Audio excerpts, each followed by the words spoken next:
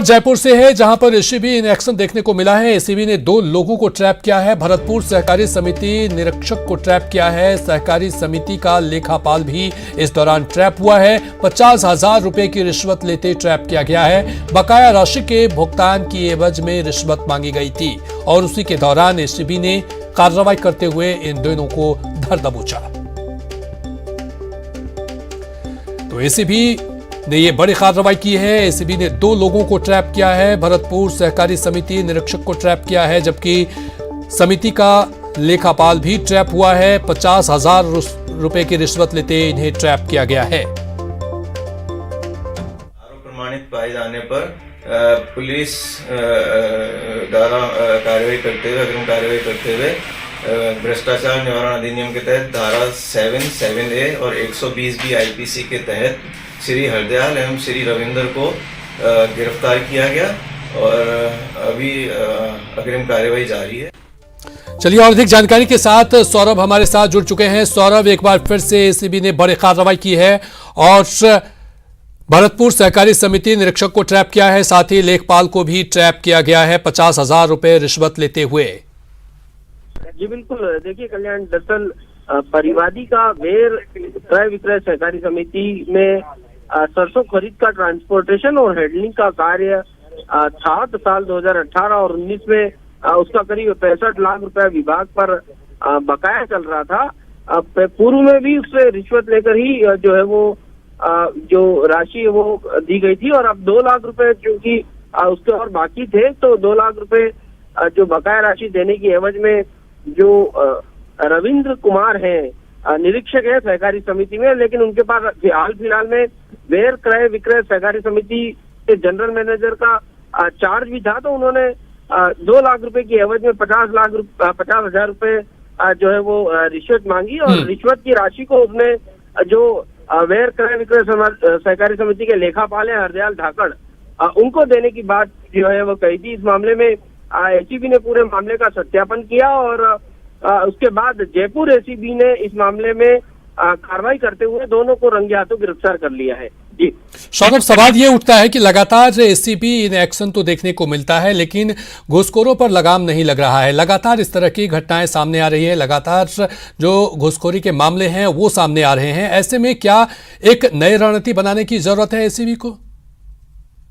जी बिल्कुल, आपने सही कहा। देखिए कई घटनाएं ऐसी सामने आई हैं जो बिल्कुल हैरान करती है कि एसीबी धनाधन कार्रवाई कर रही है, उसके बावजूद भी भ्रष्टाचारी जो है वो अपने इन भ्रष्टाचार के खेल को अंजाम देने में लगे रहते हैं। हालांकि इनको इसमें ये लगता है कि इन्हें किसी प्रकार का डर नहीं है इस मामले में और जिस प्रकार से ये भी एसीबी द्वारा बताया जाता है इस दौरान की भ्रष्टाचारियों को ये लगता है कि वोट जो है वो इस एसीबी के जाल में फंसेंगे नहीं, इस लिहाज से ही वो इस प्रकार की घटना को अंजाम देते हैं। लेकिन एसीबी भी लगातार सतर्क है और जब भी लोग जो है वो शिकायत करेंगे तो उस पर तुरंत कार्रवाई जो है वो एसीबी के द्वारा की जाएगी। निश्चित तौर पर। सौरभ, तमाम जानकारी के लिए बहुत बहुत शुक्रिया। तो एसीबी ने 2 लोगों को यहां पर ट्रैप किया है। और बढ़ेंगे अगली खबर की तरफ और अगली बड़ी खबर जोधपुर से है, जहां रिश्वत लेने वाला एएसआई निलंबित हुआ है। एसीबी ने एएसआई को किया था ट्रैप और 5,000 रिश्वत लेते गिरफ्तार किया था। एएसआई सालाग्राम जाट को निलंबित कर दिया गया है। डीसीपी आलोक श्रीवास्तव ने निलंबित किया है। तो ये बड़ी खबर आपको बता रहे हैं कि ट्रैप मामले में एएसआई ने को निलंबित कर दिया गया है। एसीबी ने एएसआई को ट्रैप किया था, 5,000 रिश्वत लेते गिरफ्तार किया था, जिसके बाद अब उन्हें निलंबित कर दिया गया है। डीसीपी आलोक श्रीवास्तव ने निलंबित कर दिया है। हमारे साथ और अधिक जानकारी के साथ ललित जुड़ चुके हैं। ललित, क्या कुछ जानकारी है इस बाबत? एएसआई को निलंबित कर दिया गया है घूसखोरी के मामले में। देखिए, निश्चित तौर पर 2 दिन पहले सालाग्राम को 5,000 की रिश्वत लेते गिरफ्तार किया था। एसीबी के एडिशनल एसपी दुष्यंत सिंह राजपूत ने पूरी कार्रवाई को अंजाम दिया था और एक सड़क हादसे में जांच करने को लेकर 5,000 की रिश्वत मांगी गई थी। उसी सिलसिले में ये ट्रैप की कार्रवाई हुई थी। बहरहाल ट्रैप की कार्रवाई के बाद अब डीसीपी आलोक श्रीवास्तव ने एएसआई सालाग्राम को सस्पेंड निलंबित कर दिया है और कहीं न कहीं जिस तरह से एसीबी ने कार्रवाई की है उसको देखते हुए उसके निलंबित के ऑर्डर जारी कर दिए हैं। बहुत बहुत शुक्रिया तमाम जानकारी के लिए ललित। तो रिश्वत लेने वाला एएसआई निलंबित हुआ है। डीसीपी आलोक श्रीवास्तव ने निलंबित किया है। बता दें कि 5,000 रुपए लेते हुए एसीबी ने गिरफ्तार किया था एएसआई को और इसके बाद अब उन्हें निलंबित कर दिया गया है। और अगली खबर धौलपुर से है। धौलपुर में पुलिस की गाड़ी पलटी है, बेकाबू होकर पलटी है क्यूआरटी की गाड़ी। टायर फटने से यह हादसा हुआ है। डकैत केशव गुजर को पकड़ने गई थी टीम और उसी के दौरान यह हादसा हुआ। हादसे में पुलिस के 4 जवान घायल हुए हैं। डांग में अभी भी चल रही है सर्च ऑपरेशन। दरअसल डकैत केशव गुजर गैंग का पीछा कर वापस लौट रही पुलिस की क्यूआरटी टीम की गाड़ी का टायर गजपुरा मोड़ के पास अचानक फट गया, जिससे गाड़ी बेकाबू होकर सड़क किनारे जंगल में पलट गई। दुर्घटना से मौके पर अफरा तफरी मच गई। पुलिस कमांडो की गाड़ी दुर्घटना होने की खबर जैसे ही पुलिस विभाग को मिली, हड़कंप मच गया। बाड़ी सदर थाना पुलिस ने घायल जवानों को राज्य के सामान्य चिकित्सालय बाड़ी में भर्ती कराया। दुर्घटना में हरिबाबू, देवेंद्र, सुरेश और कुलदीप घायल हो गए हैं। उधर दुर्घटना की खबर सुनकर एसपी केसर सिंह शेखावत बाड़ी सरकारी अस्पताल पहुंचे और घायल जवानों के गंभीर चोट होने पर चिकित्सकों से प्राथमिक उपचार देकर जिला अस्पताल रेफर कर दिया। जिला अस्पताल पर पुलिस के अन्य अधिकारी भी पहुंच गए, जिन्होंने घायल पुलिसकर्मियों का हालचाल जाना। हमारी एक गाड़ी एडीएफ में लगी हुई थी जो गजपुरा से सोने गुर्जा की तरफ जा रही थी, जिसका पिछला टायर बस्ट होने से हमारे 4-5 पुलिसकर्मी इंजर्ड हुए हैं, जिनको बाड़ी से यहाँ धौलपुर रेफर किया है। सभी खतरे से बाहर हैं, उनका इलाज चल रहा है। मोबाइल तो चलिए और अधिक जानकारी के साथ हमारे साथ राकेश सिंगल जुड़ चुके हैं। राकेश, ये एक भीषण हादसा जिसमें जवान घायल हुए हैं, उनकी स्थिति क्या है और कितने लोग गाड़ी में सवार थे? जी, ये देर रात्रि का वाकया है। इस एक्सीडेंट में 6 पुलिसकर्मी घायल हुए थे, जिनमें से 2 तो मामूली तौर पर घायल थे, 4 की हालत गंभीर थी। इन चारों घायलों को प्राथमिक उपचार के बाद देर रात्रि बाड़ी से धौलपुर के लिए रेफर कर दिया गया है। लेकिन धौलपुर में जिला चिकित्सालय में उपचार के दौरान चिकित्सकों ने बताया कि उनकी हालत में लगातार सुधार हो रहा है और हालत अब उनकी बेहतर है। चिंता की कोई बात नहीं है। इधर एसपी केसर सिंह शेखावत वगैरह सभी लोग अधिकारी इस घटना के बाद में एक्सीडेंट में घायल हुए कर्मचारियों पर निगाह बनाए हुए और पल पल पर उनकी स्थिति का जायजा ले रहे हैं। जी, क्या सर्च ऑपरेशन के दौरान वो लोग लौट रहे थे तभी यह हादसा हुआ, क्या बताया जा रहा है? जी, 3 दिन पहले कुख्यात दस्यु लगभग 1.5 लाख रुपए के नामी बदमाश केशव के साथ पुलिस की मुठभेड़ हुई थी। उसके बाद में जिसमें केशव और उसके 2 साथियों को घायल होने की जानकारी मिल रही है, जिनमें से एक बदमाश को कल रात को पुलिस ने गिरफ्तार भी कर लिया था। उससे जो जानकारी हासिल हुई थी दस्यु गैंग के बारे में, तो उनकी गिरफ्तारी और उनको की घेराबंदी के लिए ये पुलिस पार्टियां जंगल में तैनात थी। देर रात्रि जब एक पुलिस पार्टी जिसमें आरएसी के कमांडो तैनात थे, ये लौट रही थी, तब अचानक जीप का टायर फट गया और ये गाड़ी पलट गई। बहुत बहुत शुक्रिया तमाम जानकारी के लिए राकेश। तो टायर फटने से यह हादसा हुआ, बेकाबू होकर पलटी है क्यूआरटी की गाड़ी और केशव गुजर को पकड़ने गई थी टीम और उसी के दौरान यह हादसा हो गया।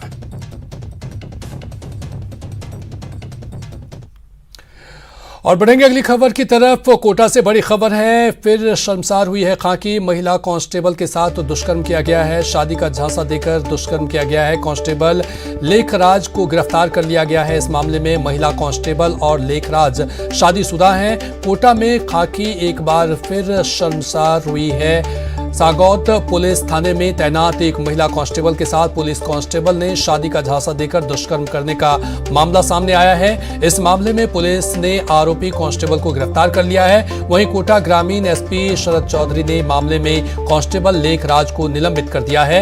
एसपी कोटा ग्रामीण के अनुसार महिला कांस्टेबल ने सांगौद थाने में रिपोर्ट दी कि कांस्टेबल लेखराज ने उनको शादी का झांसा देकर उसके साथ दुष्कर्म किया। फिलहाल पुलिस पूरे मामले की जांच कर रही है।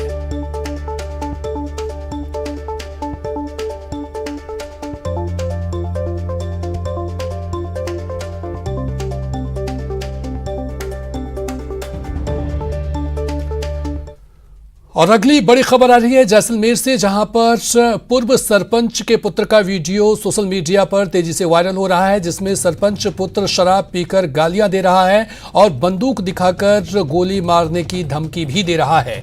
घटना जैमला गांव के पास की है। वहीं पुलिस ने युवक को गिरफ्तार कर लिया है। हालांकि न्यूज़ 18 इस वायरल वीडियो की पुष्टि नहीं करता है।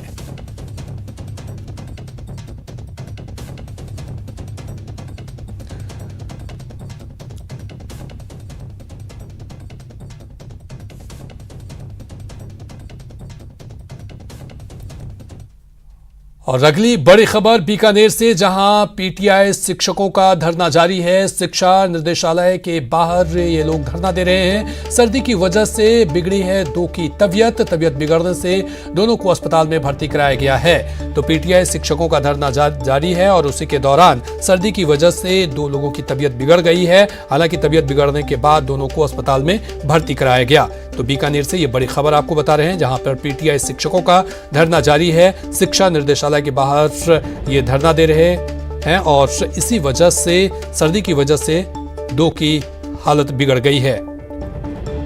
सतवीर हमारे साथ और अधिक जानकारी के साथ जुड़ चुके हैं। सतवीर, क्या कुछ जानकारी है इस बाबत, कितने लोगों की तबीयत बिगड़ी है? जी, आपको बता दूं कि ये शारीरिक शिक्षक हैं जो पिछले कई समय से अपनी जो मांग को लेकर जो शिक्षा निदेशालय है उसके सामने धरना देकर बैठे हुए हैं। तो वहीं पे जो सर्दी के जो तीखे तेवर हैं वो भी यहाँ पर परेशानी का जो सबब है वो यहाँ पर बने हैं। और अभी दो जो शारीरिक शिक्षक थे उनकी तबीयत अचानक बिगड़ गई, जिसके बाद में जो उनके जो साथीगण थे उन्होंने उन्हें तुरंत पीबीएम अस्पताल में लेके गए हैं और वहां पर भी उनका इलाज चल रहा है। लेकिन लगातार बीच जो सर्दी की जो तीखे तेवर है उसके बीच में ये सारे शिक्षक लगातार धरना दे रहे हैं और लगातार अपनी मांग को लेकर तो संघर्ष वो कर रहे हैं। फिलहाल इन्होंने आरोप लगाया कि अगर इसके बावजूद भी अगर उनकी मांगे पूरी नहीं होती है तो वो आगे इनका जो धरना है वो जारी रहेगा। फिलहाल अभी जो दो लोग हैं उनको अस्पताल में ट्रीटमेंट उनका चल रहा है, लेकिन उनकी जो स्थिति है वो भी ठीक है, क्योंकि जो सर्दी के जो तेवर थे उसके कारण से उनकी जो मौसम में अचानक मिजाज बदला था, उसके बाद में अचानक ठंड के कारण उनकी जो तबीयत है वो बिगड़ गई है। सतवीर, इन शिक्षकों की क्या मांग है?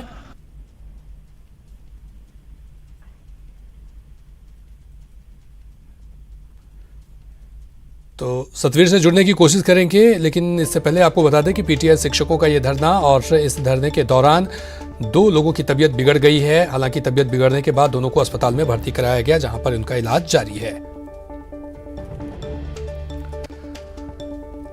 और कोरोना के नए स्ट्रेन का बड़ा अटैक हुआ है। देश में कोरोना के नए स्ट्रेन का बड़ा अटैक हुआ है। अब तक भारत में पाए गए हैं 20 पॉजिटिव केस। यूके स्ट्रेन के 20 पॉजिटिव मामले भारत में पाए गए हैं। नए स्ट्रेन से 20 लोग संक्रमित हुए हैं। नया स्ट्रेन मिलने से स्वास्थ्य विभाग अलर्ट पर है। तो ये बड़ी खबर बता रहे हैं, जहां पर कोरोना के नए स्ट्रेन का एक बड़ा अटैक हुआ है। अब तक भारत में 20 लोग कोरोना पॉजिटिव पाए गए हैं। यूके स्ट्रेन के 20 पॉजिटिव मामले भारत में पाए गए हैं और इसके बाद स्वास्थ्य विभाग अलर्ट पर है।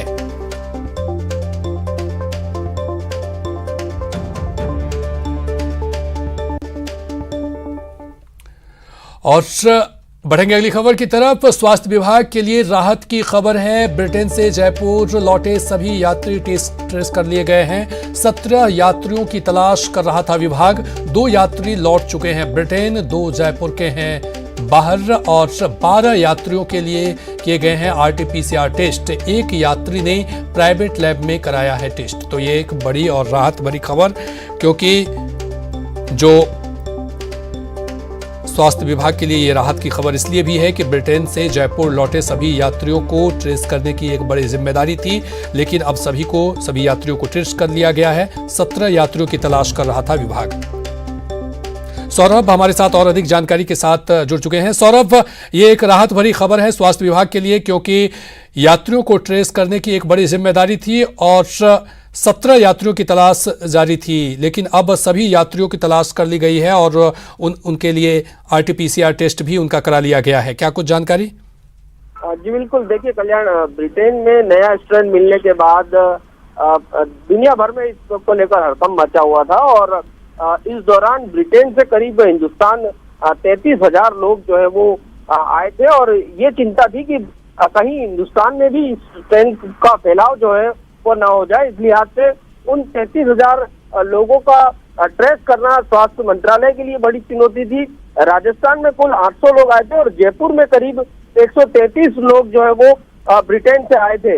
उन तमाम लोगों को ट्रेसिंग का कार्य जो है वो CMHO द्वारा किया जा रहा था, लेकिन 17 लोग जो है वो ट्रेस नहीं हो पा रहे थे और इस दौरान स्वास्थ्य विभाग भी पुलिस से संपर्क साध रहा था ताकि इन लोगों का जल्द से जल्द ट्रेसिंग जो किया जा सके और इन्हें क्वारंटाइन किया जा सके और साथ ही इनका RT-PCR टेस्ट किया जा सके, ताकि नया स्ट्रेन तो इनमें नहीं है ये खोजना बहुत आवश्यक था। इस लिहाज से बहुत बड़ी चुनौती स्वास्थ्य विभाग के लिए थी, लेकिन कल जो है वो इन तमाम लोगों को ट्रेसिंग की गई और अब जाकर जो है वो 17 लोग जो नदारत मिल रहे थे, घायल मिल रहे थे, उन तमाम लोगों की ट्रेसिंग जो है वो हो चुकी है और 12 लोगों का इनमें जो है वो आरटीपीसीआर टेस्ट भी हो चुका है, जबकि 2 यात्री जो है वो वापस ब्रिटेन लौट चुके हैं। तो अब इनकी जो टेस्टिंग हुई है वो पुणे स्थित लैब में जो है वो नया स्ट्रेन में इनमें है या नहीं, ये जांच।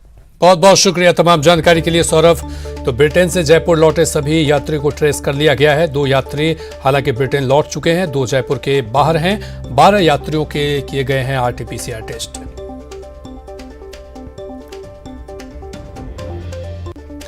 और उधर उत्तर भारत के सबसे बड़े चिकित्सा शिक्षा संस्थानों में शुमार एसएमएस मेडिकल कॉलेज एक और नई उड़ान भरने वाला है। जी हां, एसएमएस मेडिकल कॉलेज में जल्द ही जीनोम सीक्वेंसिंग शुरू हो पाएगी, जिसके कारण न सिर्फ कोरोना के नए स्ट्रेन का पता लगाया जा सकेगा, बल्कि भविष्य में भी किसी भी वायरस के नए स्ट्रेन के बारे में पता लगाया जा सकेगा। हाल फिलहाल में कोरोना वायरस के नए स्ट्रेन की जांच के लिए सैंपल पुणे स्थित लैब में भेजे जाते हैं, लेकिन अब ये यहीं पर जांच किया जाएगा। देखिए संवाददाता सौरभ गृहस्थी की ये खास रिपोर्ट। कोरोना के नए स्ट्रेन को लेकर पूरे देश भर में हड़कंप मचा हुआ है। देश भर में ब्रिटेन से आए लोगों का पुणे स्थित लैब में जांच की जा रही है नए स्ट्रेन को लेकर, लेकिन जल्द ही एसएमएस मेडिकल कॉलेज भी इस मामले में बड़ी उपलब्धि हासिल करने वाला है, क्योंकि एसएमएस मेडिकल कॉलेज में भी जीन सीक्वेंसिंग की जांच जो है वो की जा सकेगी, यानी किसी भी वायरस के नए स्ट्रेन के बारे में जानकारी जो है वो अब राजधानी में ही मिल सकेगी। और यहाँ पर माइक्रोबायोलॉजी डिपार्टमेंट में नई मशीन जो है वो लगा दी गई है। करीब 1.25 करोड़ की लागत से इस मशीन को स्थापित किया जा रहा है और जल्द ही ये लैब जो है वो यहाँ पर कार्यरत होने वाली है। इस वक्त हमारे साथ माइक्रोबायोलॉजी डिपार्टमेंट की हेड जो है वो मौजूद है, डॉक्टर नित्या जी मैडम मौजूद है। मैडम, किस प्रकार की ये लैब होगी और किस प्रकार की जाँच हो सकेगी? ये वर्ल्ड क्लास लैब होगी। ये काम जो है बहुत ही प्रिसाइज और बहुत इम्पॉर्टेंट होता है। इस तरह की लैब हर जगह नहीं होती है, बट हम लोगों के पास ये मशीन है ऑलरेडी और हम लोग अब जीन सीक्वेंसिंग का सारा काम कर सकेंगे कोविड के लिए। इससे हमें एक तो ये नई स्ट्रेन्स जो और जगह से आ रही हैं उसको जानने में फ़ायदा मिलेगा, पहचानने में, और बाकी हो सकता है कुछ स्ट्रेन्स हमारे यहाँ भी कुछ म्यूटेशंस हुए हों। मैडम, किस प्रकार की, क्योंकि अभी किस प्रकार की दिक्कतें आ रही हैं और मशीन के आने से और किस प्रकार के लाभ हो पाएंगे आप लोगों को? इसमें अभी हमें कुछ किट्स और सामान खरीदना है, तो वो सामान आ जाएगा तो हम ये काम शुरू कर देंगे। अभी सामान परचेज करने में जो समय लगेगा उतना ही लगेगा, उसके बाद ये काम चालू हो जाएगा। ये बताया जा रहा है दुनिया भर में जो रिसर्च हो रहा है उसमें ये सामने आया है कि कोरोना वायरस के कई स्ट्रेन आ चुके हैं, अलग अलग देश में अलग अलग स्ट्रेन आ चुके हैं। तो ये जो स्ट्रेन अब चूँकि आप लोगों को ये पुणे भेजने पड़ रहे थे, अब वो दिक्कतें अब नहीं आएंगी और यहीं पर ही जाँच हो पाएगी। पूना, पहले हम सैंपल्स पूना भेजते थे, अब हम यहीं पे शुरू कर देंगे। 15-20 दिन में जब सामान आ जाएगा जयपुर में ही हो जाएगा। अभी गवर्नमेंट ऑफ इंडिया ने एक कंसोर्शियम बनाया है जिसमें 10 लैब्स को रीजनल लैब बनाया है, तो अभी उनमें से जैसे दिल्ली लैब को आइडेंटिफाई किया हमारे साथ। एसएमएस अस्पताल के जो पुराना इतिहास रहा है उसमें एक बहुत बड़ी उपलब्धि जो है वो एसएमएस मेडिकल कॉलेज ने पाई है। कैमरा पर्सन घनश्याम के साथ सौरभ गृहस्थी, न्यूज़ 18 राजस्थान।